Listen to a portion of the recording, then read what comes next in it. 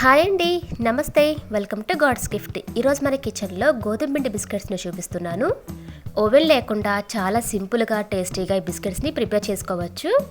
ఈ వీడియో చూసిన తర్వాత డెఫినెట్గా మీరు కూడా ఈ కుక్కీస్ని ట్రై చేస్తారు. అంత బాగుంటాయి, అంత టేస్టీగా ఉంటాయి. చూసారా, మనం స్టవ్ మీద చేసినా సరే ఎంత బాగా కుక్ అయినాయో, బ్రేక్ చేసినా సరే ఎంత సాఫ్ట్గా లోపల ఎంత క్రంచీగా ఎంత బాగున్నాయో చూసారా. ఇంకెంత లేట్ ప్రిపేర్ చేసేద్దాం, వచ్చేయండి. మిక్సీ జార్లో 1/2 కప్పు షుగర్ని తీసుకోవాలి. అలానే 4 ఇలాచిని కూడా వేసుకొని పౌడర్ లాగా గ్రైండ్ చేసుకోవాలి. ఇలాగా గ్రైండ్ చేసుకున్న తర్వాత 1/2 కప్పు ఆయిల్ వేసుకోవాలి. ఫ్లేవర్లెస్ ఆయిల్ ఏది వేసుకున్నా పర్వాలేదు, మీకు ఆయిల్ ప్లేస్లో నెయ్యినైనా వేసుకోవచ్చు. చూసారా, ఇలాగా స్మూత్ పేస్ట్ లాగా ప్రిపేర్ చేసుకోవాలి. ఇలాగా గ్రైండ్ చేసుకున్న లిక్విడ్ని ఒక బౌల్లోకి షిఫ్ట్ చేసుకోవాలి.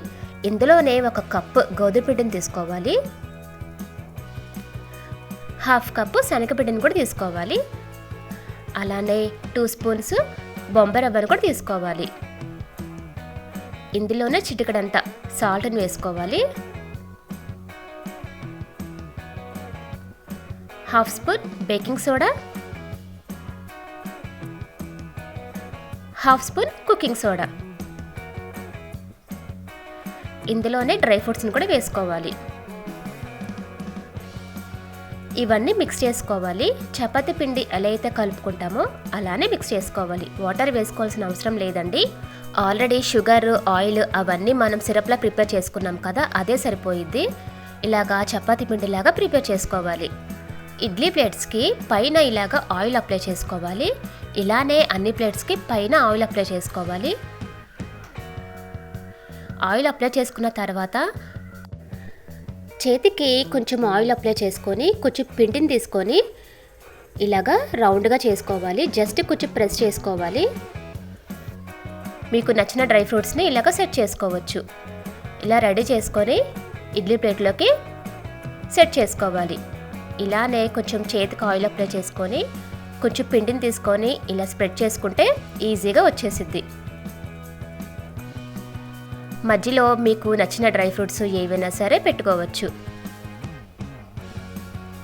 ఇలానే కొంచెం ఆయిల్ అప్లై చేసుకొని చిన్నగా ఉండలు చేసుకొని మధ్యలో ఇలా ప్రెస్ చేసుకొని ఏదైనా సరే డ్రై ఫ్రూట్స్ని పెట్టుకోండి. ఇలానే అన్నీ ప్రిపేర్ చేసుకోవాలి.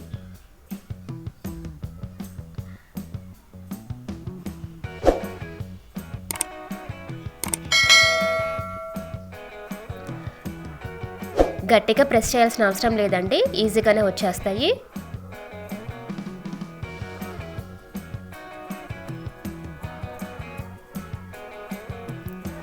ఇలానే ఇడ్లీ ప్లేట్స్ అన్నిటికీ కుక్కీస్ని రెడీ చేసుకోవాలి. ఇలాగా రెడీ చేసుకొని పక్కన పెట్టుకోవాలి.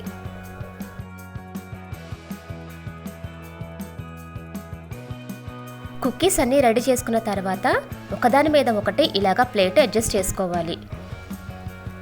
స్టవ్ మీద ఇడ్లీ పాత్ర పెట్టి, ఒకవేళ మీకు ఇడ్లీ పాత్ర కొంచెం పల్చగా ఉంటే కింద ఒక లేయర్ సాల్ట్ వేసుకోండి. నేను ఒక లేయర్ సాల్ట్ వేసుకున్నాను. ఇలాగా ఇడ్లీ స్టాండ్ పెట్టేసి ఒక 15 to 20 మినిట్స్ పాటు బేక్ చేసుకోవాలి. నేను ఒక 20 మినిట్స్ తర్వాత చూపిస్తున్నాను. ఆల్మోస్ట్ కుక్ అయిపోయినాయండి. కుక్కీస్ మంచిగా బేక్ అయినాయని మీకు ఎలా తెలుస్తాయంటే పైన కొంచెం బ్రేక్ అవుతాయండి, కొంచెం పగుళ్ళుగా వస్తాయి. అంటే మీకు కుక్కీస్ పర్ఫెక్ట్గా రెడీ అయిపోయినట్టే. కుక్కీస్ రెడీ అయిపోయిన తర్వాత స్టవ్ ఆఫ్ చేసేసి ఈ ప్లేట్స్ పక్కన పెట్టేయాలి. ఇవి పూర్తిగా చల్లారాలండి. చల్లారిన తర్వాత ఈ కుక్కీస్ అనేవి పర్ఫెక్ట్గా వస్తాయి.